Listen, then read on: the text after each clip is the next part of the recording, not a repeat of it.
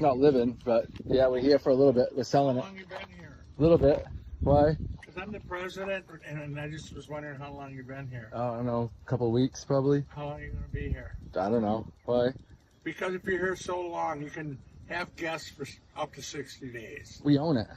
No, it doesn't matter. You have to be registered in the park. I'm pretty sure she is. She is, but so do Yeah. you if you're living there. Well, I mean, I'm not here much longer. You'll have to talk to her, but I don't know nothing about it. I'm just here to help her work is all. I don't know nothing about any of it, But so. if you're going to be here much longer, okay? Yeah. I'm just saying. No, I know. I have to get you registered. Yeah, I don't think I'm going to be here till maybe the end of this month at the latest, as far as I know. Yeah, yeah. I mean, they had somebody look at it today. I don't know how long until it's selling or whatever, It's but. going to be a non-issue, but I just Right. want to catch and talk to you about Oh yeah, no, yeah. I mean, I don't even know half the shit. It's just a matter of park rules, okay? Right. No, I know. And it's a matter of me going over a couple things with you and have you sign a piece of paper. All right.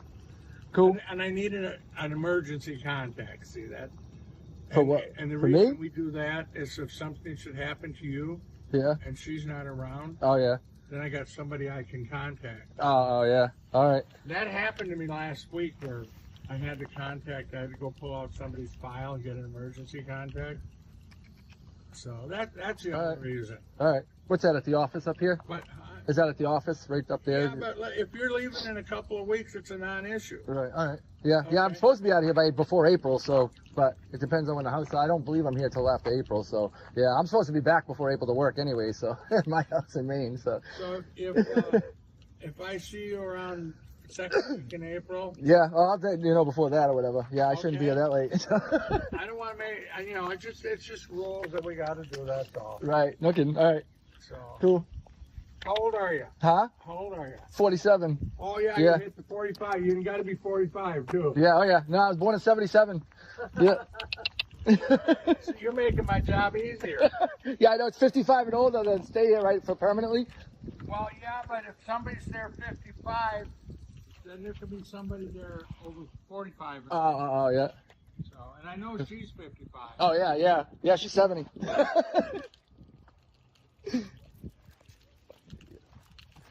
Yeah, right. My emergency contact and shit, my ass. Bro, that's some fucking weird ass stuff right there. How's it going? The HOA told her that she needed to remove the fence, the safety fence around her swimming pool. It provides safety for the entire community and our family. But their homeowners association in Bender's Landing in Spring says this fence is not compliant with association guidelines and it must go. The pool fence is not an eyesore. It blends into the home. It matches our home. And there's probably been at least 50 pool fences of this same type installed in this neighborhood. Really? In a matter of minutes, we found 7 pool fences just like Durga Prasad's. By email, Bender's Landing HOA President Bruce Johnson contends that corner lots like hers can only have a non-privacy fence constructed of iron. A privacy fence goes around the perimeter of your yard. A pool fence is totally different. It's up to the owner to decide how to use their property. Ron says she has 3 choices: move, pay for a much more expensive fence allowed by the HOA, or sue the board. What sometimes I tell homeowners is they have to sue first to have a fair chance. I thought being in your early 20s was like supposed to be fun. I see all these bitches having so much fucking fun. I am miserable to my core, miserable. What the fuck?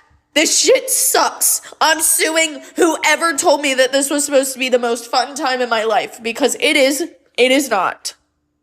Definitely not. Not even close. I'm gonna rant for a second. I am so tired. I am tired. I'm supposed to be going to the gym right now, but I hate going at the end of the day. But I didn't have enough time today to go to the gym. I haven't been to the gym in 2 days, which is probably part of the problem. I feel like a crazy person, but my jobs are all over the place. I'm working 2 part-time jobs and I'm tired of it. I'm tired of having to pick up babysitting gigs for money because I gotta pay my bills. So you know what I'm gonna do? I'm going to get Chipotle. I'm not going to the gym. I'm going to get Chipotle and I'm gonna go lay down on the couch and watch a movie because I don't remember the last time I did that. Okay. My generation is the first off in American history to be worse off economically than our parents. And that is not just because of Republicans. It's because of Democrats too. We have to elect a new generation of people that understand that my generation has done everything right. We did everything that we were told. We have some of the lowest rates of teen pregnancy of any generation in American history. We have some of the lowest rates of drug abuse, some of the lowest rates of alcoholism, some of the highest rates of education, some of the highest rates of political participation, and yet we graduate from our colleges and universities and we find ourselves in a world where we are entrapped by debt and not able to find a job to help us get our way out of it that pays anywhere near enough. And then on top of that, we can't even afford to have a home. And we question whether or not things like Social Security are even going to be a thing for us in the future. That is not our fault, but it is our responsibility to address that.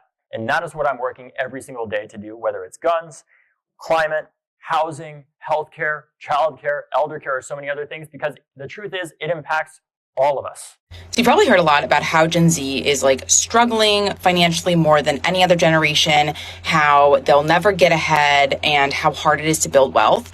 But economic data shows that this generation is doing financially better than generations before. So where's this discrepancy coming from? I'm a certified financial planner and I also study money psychology, and I don't really want to focus too much actually on the economic data. I want to focus on the psychology behind why Gen Z feels this way about their money. And personally, I feel like social media plays a huge role in that in a way that it hasn't affected other generations because social media wasn't around until very recently. So obviously Gen Z was the first generation to really grow up with social media, and in many ways it's their first touch point to a lot of things. Like a lot of Gen Z gets their news from TikTok. And in the same way, it's their first interaction almost like with the economy and like economic data. So a lot of people are getting their impressions about how the economy is doing from social media instead of looking at economic indicators or economic data, that sort of thing. And we all know on TikTok, it's all over the place. Like you'll see people posting $1,000 shopping hauls, mega mansions, and then the next video will be someone saying that they can't afford their groceries for the week. And that creates this like whiplash effect that makes users very confused about what is actually going on in the economy. And the way that TikTok works, it's kind of hard to see what like the benchmark is, like how the average person actually feels about the economy. Instead, you're just seeing hundreds and hundreds of different opinions, and it can be hard to know like who is actually considered average and who is kind of on those like outliers. And I definitely don't have enough time to talk about the psychological effects of social media on your personal finances, but it can have a huge role in shaping how you feel about your money and even like the economy at large. There's actually a word for it. It's called money dysphoria, and it's basically a warped financial perception of how the economy or how you are particularly doing. And I totally agree that like broad economic numbers aren't always the most helpful when it comes to thinking about how you actually feel about the economy. Like a low unemployment rate isn't going to matter to you if you don't have a job and you're struggling to find a job. And I'll caveat to say I'm kind of in that sweet spot between millennial and Gen Z, so I kind of relate to both generations in a certain way. And I'll just say that I think this is also just a sign of the confusion that comes with your 20s. Like a lot of times you're struggling with an identity crisis. You don't know what you want to do with your life. You're trying to find meaning and purpose. And I think, you know, social media plays a huge influence on that. And I think the same goes for your finances and how financially secure you feel. We need a hustle in order to pay rent, pay food, and just like survive out here. I got 2 jobs. I have 3 jobs. I work as a teacher, I work in retail, and I work in a gallery as well. So I have two jobs. Gen Z could be working more than any other generation. That's what the latest ABS data shows might be happening. Thank you.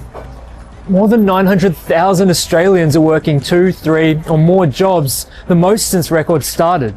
When you look at workers 25 and under, 9% are working 2 or more jobs. In 2017, it was under 6%, so year on year, that number's going up. And a lot of those young people juggling multiple jobs are also casual workers, which has experts worried there could be generation-wide ramifications, with low pay, long hours, and a lack of job security leading to widespread dissatisfaction, stalled job progressions, and just an unhappy workplace. They said Gen Z is drinking less, and the study says it's because they're broke. First of all, who you calling broke? It's not that we broke. We just don't got money for $22 drinks. And you gotta think, right? Like the old heads, like if you go to an old head bar, them old head bars, you gonna say, hey, can I get a shot? And they gonna pour, you gonna be like, is this water? Huh? And then it's gonna be $5. Now, if you order Casamigos, there are chances that it's not Casamigos, but for whatever you getting, you still get a bang for your buck. But then you go to these little young spots and stuff that's trendy and stuff, and they want $22 for one drink. Like, Gen Z is living life on hard mode for real. I'm a millennial, but I'm like the last millennial. And in my lifetime, I went from seeing things cost a quarter. Yes, you could go to the store with a quarter and actually buy something. To now, you're not really able to go to the store with a dollar bill to be able to buy anything. I remember a time $1, you could literally get a bag of snacks, a whole bag for $1. I actually seen things not just double or triple, but quadruple in price. And then the crazy thing is, when young people complain about how hard the world is, older people just say, you just gotta work harder. But they didn't have to deal with the financial situation we have to at all. Like, their upbringing was night and fucking day. My dad told me how his first apartment was $350, right? My first apartment was $500.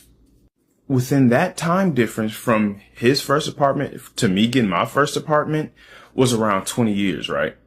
Well, my first apartment was in 2014. It's 2024.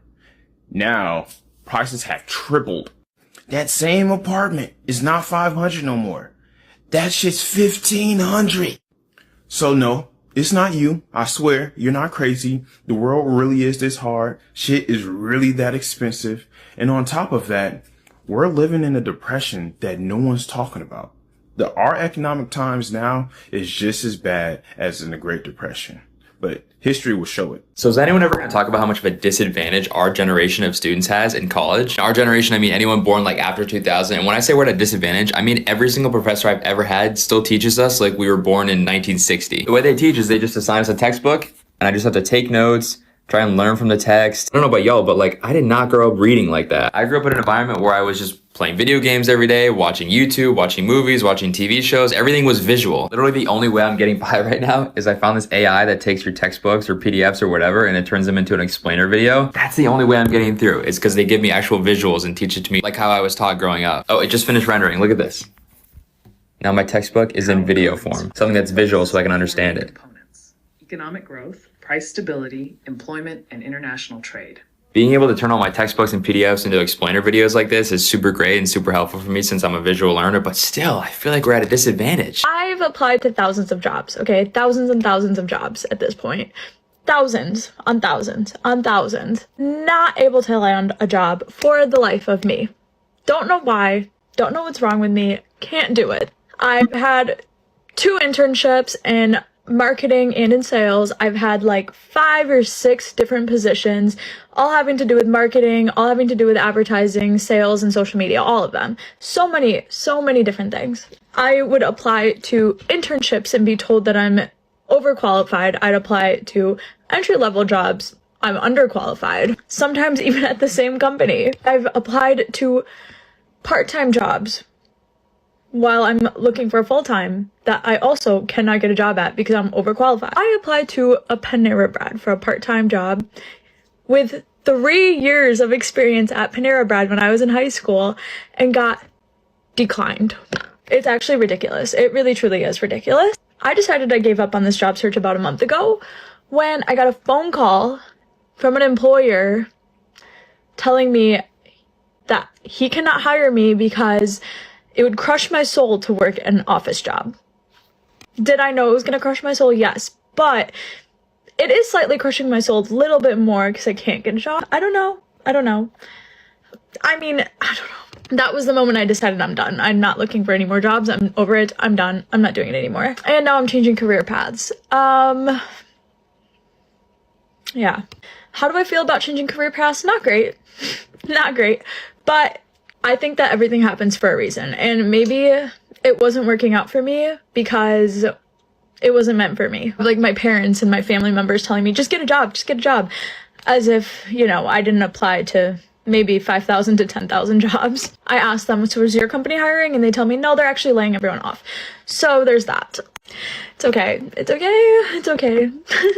I think it'll all work out at the end. It will all work out. I think rejection is redirection, and maybe this is what I needed to do to begin with. To be fair, this is what I wanted to do when I was in high school, from like my senior year of high school until like my sophomore year of college. And then there was all this outside noise telling me, you need to use your degree, you need to get a job in this field, you need to get a full-time job, you need a 9-to-5, you need to work in an office.